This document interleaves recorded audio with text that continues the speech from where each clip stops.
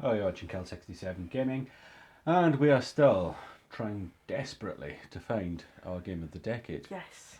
And which year are we up to? We're up to 2016. We most certainly are. So, please watch this video till the end and vote. And if you haven't already, please go back to our previous years and vote for your game of the year for that year.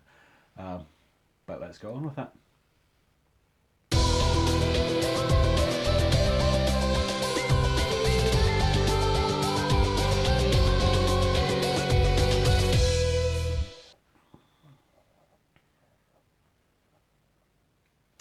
Well then, 2016 is a year that... I remember more fondly than others because... Well, you'll remember it for a start. Yes. Earlier years in the decade, I think you know the games, but not from playing them at the time. I think this is when you start to remember the games as they came out. Yeah. And what do you remember first? Well, one that I have done a quick play on this channel, it is Overwatch. Now, this is the online multiplayer where there is tons of different characters, ranging from your assault characters to your medics. Now, if I remember correctly, during that quick play, I was playing as Junkrat, who is one of them. I guess you could call him a support character. That'll be on the screen there. So yeah, basically I believe there's different modes. There was one where you escorted a payload. Is there still different modes? Because I remember when you first started playing this and it was just escorting the payload. It was like a proper game, and then it was just like last couple of years, just everything you see is just arena shooter. Yeah, and then they started introducing modes where it was like 3v3s. Alright. And then obviously there does come the loot boxes which are in it. But less said the better. They're easy to obtain though, which is a plus side to it. Right. I believe you can get one every like 1 or 2 matches that you play really. I mean, loot boxes are always got to be a bit scummy, but so long as it's not over the top. And I don't think people really complain that much. I mean, Overwatch always got mentioned with the loot boxes, but I don't think that Overwatch was anywhere near the worst at it. No, it didn't give you like... It was just cosmetics and stuff that you got from it, really. I don't mind that so much. The game itself I didn't really play because it was a shooter. I did, but there was a really good show of that. But it blew up massive, and it was... it looked good. I assume played good. Yeah, otherwise it played good, otherwise it wouldn't have blown up that and well. we've even got an Overwatch League, I think, haven't we? Yeah, there was Overwatch leagues and teams dedicated to Overwatch, isn't there? So we got that. Another thing that we got is we got the final Nathan Drake game. Uncharted 4. Uncharted 4: A Thief's End. We have had another Uncharted game since. Yeah. Spoiler. But this was the last time Nathan Drake was seen in the Uncharted series. And it was more of the same, let's be fair. But this was Uncharted's first foray into next gen. So this was the first one that came out on the PS4. So we had all the technical improvements of hardware, but the core gameplay still basically around about the same. Every bit as good as it ever was. Now I didn't play this one. I don't believe. I didn't play that much of it, but then again, you're not into shooters that much. Really. Well, it's not a shooter. I actually haven't played as much Uncharted, any of the games, as I probably should have, because I do enjoy them when I play them. I played the second and third. I think other games kind of always get in the way for me. But I never played the fourth or first. But good games. You know what you're getting. You're getting a great story. You're getting brilliant gameplay. It's just... What more can you ask for? Especially with this generation of PS4, Sony have just killed it with exclusives. Yeah. They just absolutely have. And obviously Uncharted 4, one of those. We got a sequel to Titanfall.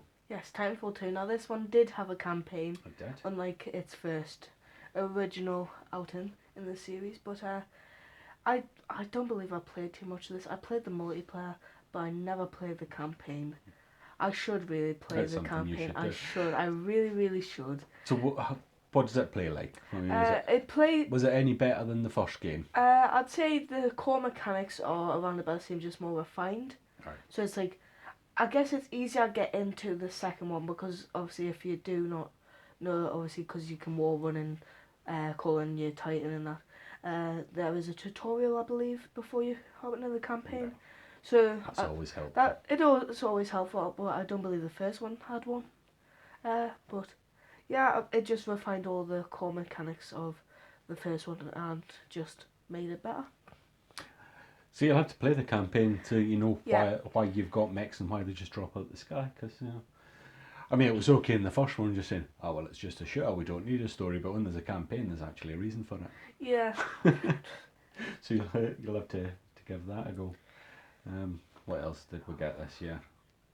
Not sure. I mean, obviously I can remember some, but is there any that sticks out to you? Well, there's plenty that stick out, but I think we can talk about Dishonored 2. I'll be honest with you, I didn't play Dishonored 2 as much as Dishonored 1. I didn't play Dishonored 1 as much as Dishonored 2. Well, there you go. So I remember it being pretty much more of the same. Yeah, more of the same, different But again, characters. this was like making the leap from last gen to current gen, wasn't it? So Yeah. so you had the improved graphics and it had all the bells and whistles that the original doesn't have in retrospect. Obviously, I believe it is actually a really good game. You know, I tend not to like these types of games, obviously. Because you're not good at stealth. I'm no good at stealth. I really am not. Which is why when I have the chance, I never take stealth in the game. I didn't. So yeah. I know. I remember watching you play. Was it this one or was it the first one? And your attitude seemed to be, why sneak past a group of enemies and keep all your health when you can jump in and die? That's technically my attitude to stealth games. I can't play them. I really can't. And even if I do, This was quite enjoyable. I'm horrible at them. It wasn't just the. Even for me, who doesn't. I mean, the battle mechanic was pretty good, like the melee combat and all that. But the stealth mechanic was really good, and the moving around the environments. And even for me, who doesn't really play it stealthily, I still got enjoyment out of it. Another big franchise made a comeback as well. We got a Dark Souls 3. Yes. Now, I don't really have any recollection of playing this game. neither do I, but I have seen it being played in that. And it is obviously more or less the same as the first and second. It's hard as nails. That you can't explain it any other way. If you like dying, you play Dark Souls. It's one of those where it's like they do have a story somewhere in there, like, and obviously you can understand it and everything, but it's like you don't play it because of mainly the story, unless you do. Some people play for the challenge, really. I think most people play it for the challenge. It's like I said, I don't have much experience playing the game at all, but it looks very nice. Well, nice isn't really the word because it's all these dark dungeons and what have you, but it looks great for what it is. It plays smoothly. You know what you're getting. You're going to die a lot, and obviously, people like that. And obviously, it being a game from 2016, it is. I'd say it's around the £15 mark. So I don't know. But pretty much that. And it tends to be on sales on Xbox as well. So it's maybe one that in fact the Dark Souls games is a collection I should maybe get into a bit more. They've also done a trilogy series. Well, so there was that. That's one that you've got to consider. Yes. What else did we have? There was a Battlefield game. There was. Because we had like the 100th anniversary of the First World War. EA decided to cash in on it, which is morally dubious. But they did give, well, not EA gave, but DICE gave a really great good game shooter. with Battlefield 1. And I think they'd done kind of as good a job as they could do with the source material, bearing in mind that EA just wanted money. Wanted to cash grab it. But I've played it a bit. I I don't believe I've played it as much as others. I believe Battlefield 3 potentially is the one I've played the most, but Battlefield 1 is one of those where it's actually really fluent in, let's say, combat. And No, but this one, obviously I don't play shooters, but no.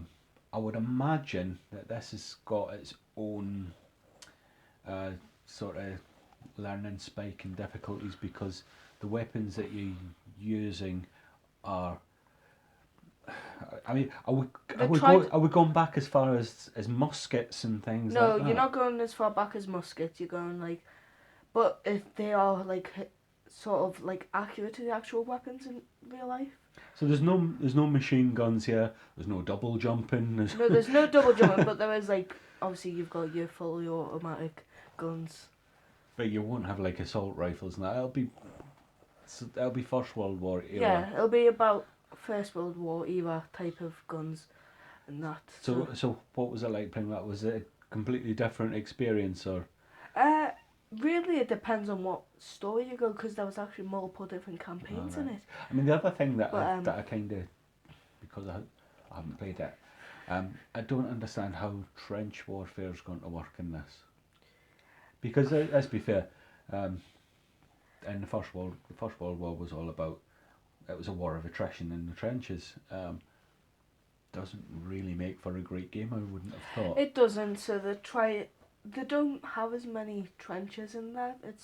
They try and put it into like open on top ground warfare, which I mean it's good for me because it's like I've played games like that, and obviously shooters is my type of thing. But there's other ones where it's like I believe there was one more story where because there's I believe 3 or 4 different campaigns. You had one where it was like you're on the ground as a soldier. There's one where a stealth one, I believe, for the start of it, and then you've got like the pilot one as well. Right. So it's like there's obviously different so types they're and stuff. trying to find stories away from the main battles.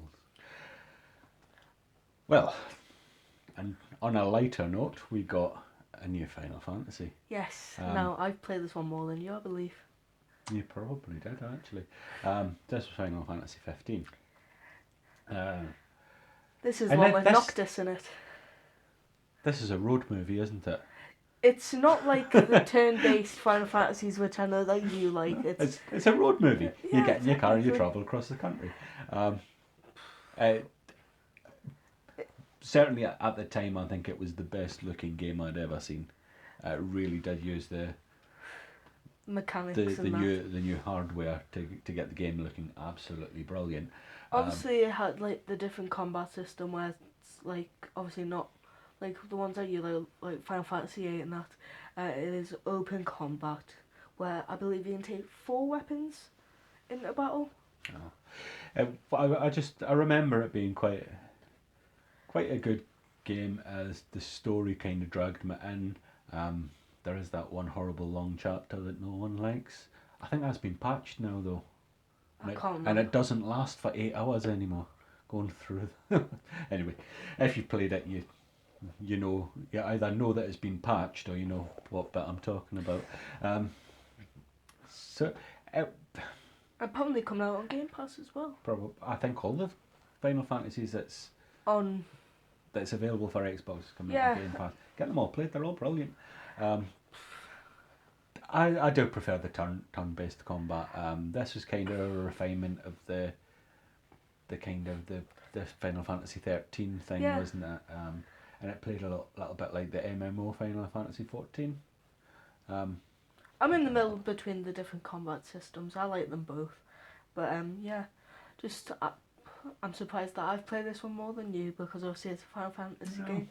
But it's a brilliant one, nevertheless. It's probably not one that I'll go back to the way that I go back to some of the other ones. But you'll probably play through it as well. Yeah, probably. Another game that came out, and quite controversially came out episodically, was Hitman. But, what a game. What a game, yes. It may not have been released the way that you would have wanted it, because you played one level and then you had to wait till they released the next episode. But aside from that, if you jump into it now, obviously you can play the whole thing all the way through. But this was return to form for the Hitman series. Yes. The environments were were brilliant. There was always multiple ways to Go through it. take out You your could go the objective. aggressively way, or you could go like the sneakily way.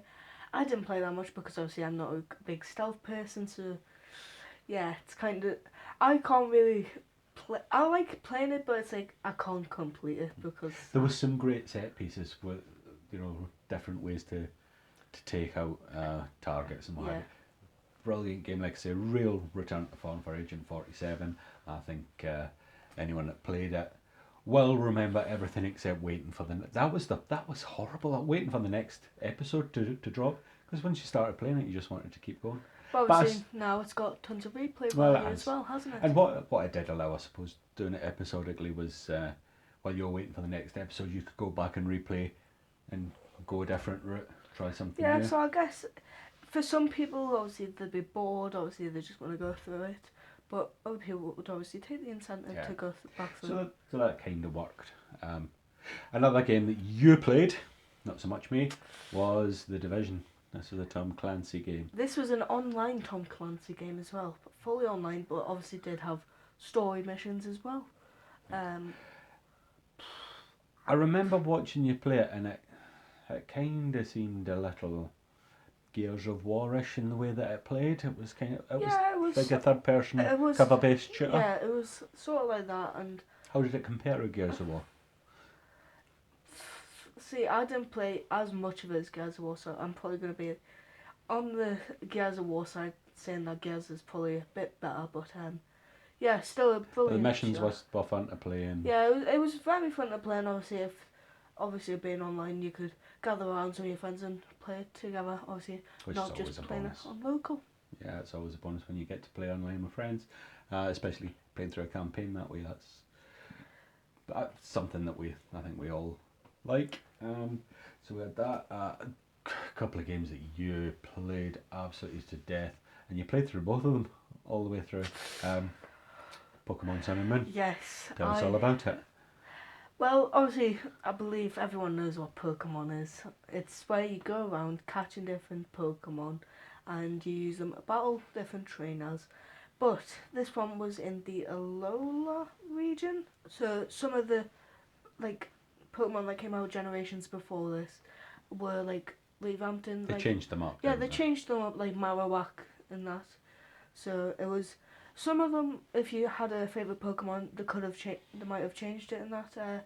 But that was more the same. yeah, and Pokemon was absolutely huge at this time because Pokemon Go had come out, and I'm sure everyone remembers people walking into lampposts and trees playing Pokemon Go. Everyone people was doing running around for legendaries when they started coming out as well. You did too. Yes, I did indeed. But Sun and Moon was I kind of rode that wave of popularity, and been on the 3DS. and it's more of the same, isn't it? You know what you're getting with Yeah, Pokemon. and I believe obviously it being the same story, just that the legendary at the end's different. Either you get Solgaleo or Lunala. Well, you should know, you played them both. And also some of the Alola Pokemon are different in the different games. So it's like Moon would be like darker and that. Right. So it was pretty good in that. Obviously, I'd say it does have quite a bit of replay value. I believe I'd put over 1,000 hours into it. I don't think you put that much No, in. I did, I believe. Or at least 100. You may have put 100 in. On one. Even I don't know how to do the maths, but it might not have been out for 1,000 hours. But yeah. I know you put a lot of time in it. This Sounds like you This was it. also where they started Pokemon Bank, wasn't it? Where you could transfer your Pokemon I've got and no then idea. trade them on the online part.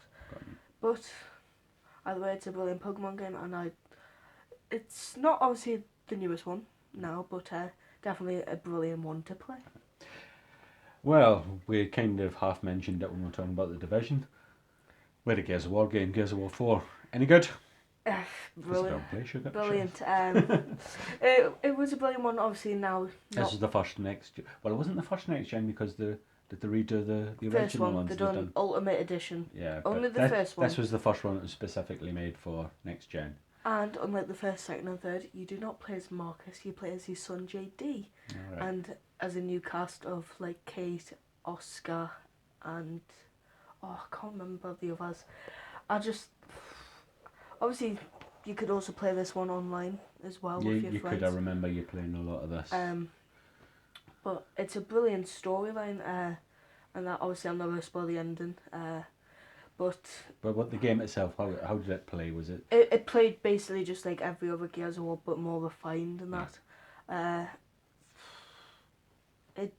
It's obviously just a really good storyline, but they do eventually meet up back with Marcus, Right. and it does kind of follow into it and everything. But yeah, it's like instead of like facing Locust, you do face them, but also I believe at the beginning you also face some of the cog as well.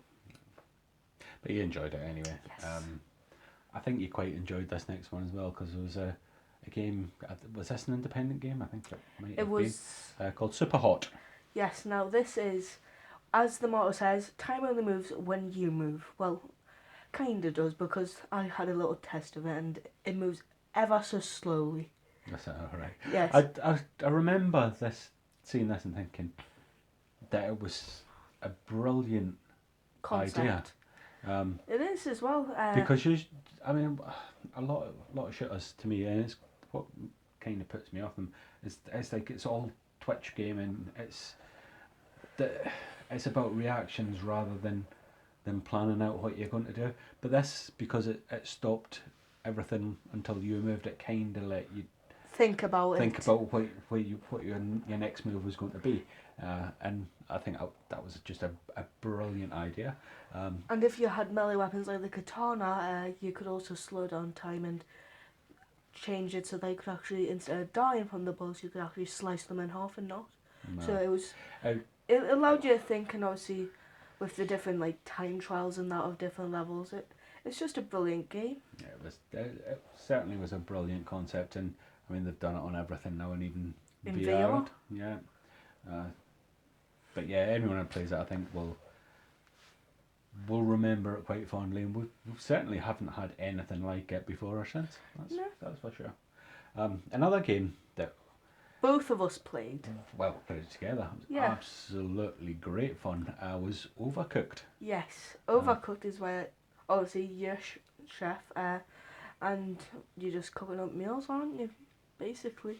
Well, that's the top and bottom of it. That's the premise of it. But you've got you go into different kitchens where you've got to cook different things. And there's some levels where if I'm on one side of the kitchen, you're on the other side. And you have to you have to work together because you can't reach everything yourself. And it's just one of those games where it's just addictive. You can play one player, but it's the best to play with a friend. Because I think you can play it with two. I wouldn't fancy playing it with two analog sticks trying to. But playing it multiplayer, just a huge amount of fun. I remember those ones where the kitchens kind of broke away, so like you could go from one side to the other, but only sometimes. And some of it was brilliant. I remember there was a ship level where the kitchen would move side to side when there was like the ship was moving, and it kind of thrown you off at times and that. And it's just brilliant, really. So I had a lot of fun playing that, and well, we're still talking about it. Yeah. One last one that we have to think about: Street Fighter 5. I didn't play this one. I don't believe. Well, it's Street Fighter. You know what you're going to get. It's Street Fighter. You know what you're going to get. Obviously, introducing new characters though. But we're at the point now where it looks 3D, but it's not. It's 2D. Which is it's where Street Fighter belongs, and that's what the fans want. But that's another one that's got quite a good competitive scene as well, because it is really well balanced. They really have kind of perfected the balancing of the characters in the Street Fighter series, which was certainly not the case way back when. But they've got there now. Looked absolutely brilliant, played flawlessly. All the animations and the transitions between, completely flawless. That's kind of what you want in a fighter. Yeah. Now comes the part where we have to pick a game and then decide on two together. Now. So what do you think? What would you like people to have a vote at? Looking at the list, There's a few that I'd love to go through. Obviously, I'd like the Final Fantasy 15 to go through. I'd like Overwatch to go through. I'd even like Pokemon Sun and Moon, Superhot, Gears of War. I'd like You them can't all to put go them all through. through. I'd love to put them all through, but I believe I'm gonna go and put through Final Fantasy 15. Final Fantasy 15. Yes. I don't know then. I think we might go with Hitman. That's surprising. No, me? well, it wasn't a show. Well, it wasn't a show, I could but play it. I could play that. That was a good game. That, like I said when we were talking about a real return to form for Agent 47. now the time where we have to We have decide on two. We do. I think because of how much fun we had playing it together, Overcooked.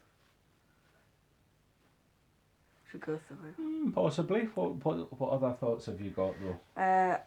Because you want to put everything through.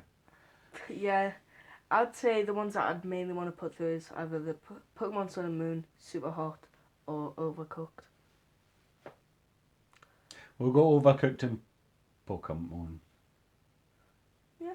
That sound right? That sounds good. So there's your four choices. You can, on the end screen on this video, vote for Final Fantasy 15, Hitman Overcooked.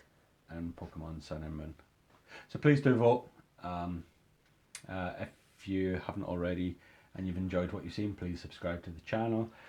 Please share this video far and wide if you can. Get more votes on it. Make it a more representative result. Go back and watch the other ones and also cast a vote there. If you haven't already, please vote on our previous years that we've done these for. And hopefully we'll see you again when we're talking about 2017.